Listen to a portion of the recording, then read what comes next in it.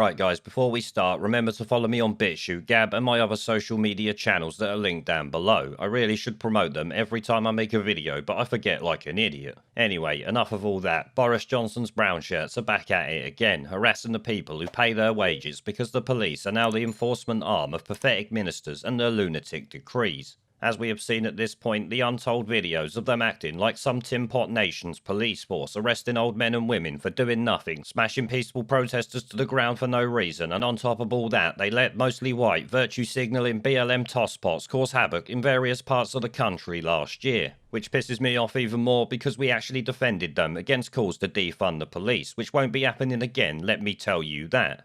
But this story we have here today is from Birmingham, where the old Bill rushed in some guy's house 20 strong because they thought a party was going on there. Of course, it turned out there was 3 people there, so a great party, I'm sure you would agree. But yet again, the police are not acting like they police by consent. Instead, they are acting like we're the scum of the earth who should do as they say or be jumped by a shitload of them. I mean, it took 20 coppers coming in mob-handed, acting like wankers to find out 3 people are inside a house, when I expect they were probably told that at the fucking door, saying to me and proving to other people I would hope what a bunch of low-life cowards they really are. Because let me tell you now, these coppers wouldn't be so brave if they was on their own and out of that uniform. The jumped-up coppers who treat the public like shit are usually the ones who got bullied at school and are still salty little bitches about it. You could of course call them the soy boys of the police force, but even that would be over generous. Anyone abusing their position of power is beyond scum of the earth if you ask me. But remember guys, in the UK in 2021, a party in a house is more dangerous than a few thousand people rioting in the street trying to defund the old bill. A possible house party requires a robust response that intimidates residents and surrounds young girls aggressively, while lefty riots only require community policing. Can you see the fucking problem there? Personally, I find myself wondering if the old Bill in Birmingham would rush round the house of a suspected grooming gang member with such enthusiasm, or would they hide at the station scared of being called racist while they let kids get fucking raped? Because it seems to me they're so quick to uphold coronavirus laws but nowhere to be fucking seen when mostly Pakistani men are raping young girls by the thousand each year. Where is the fucking old Bill on that one? Oh yeah, too busy checking up on Twitter and taking phone calls from curtain twitching shitweasel neighbours with no life or moral compass.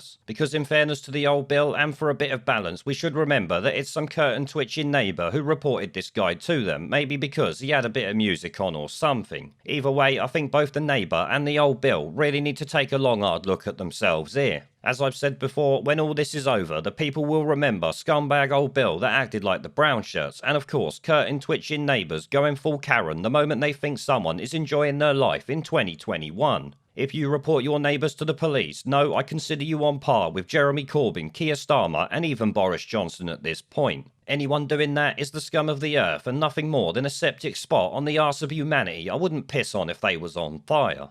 There is a pattern consistent throughout history of oppressed people turning on the oppressors.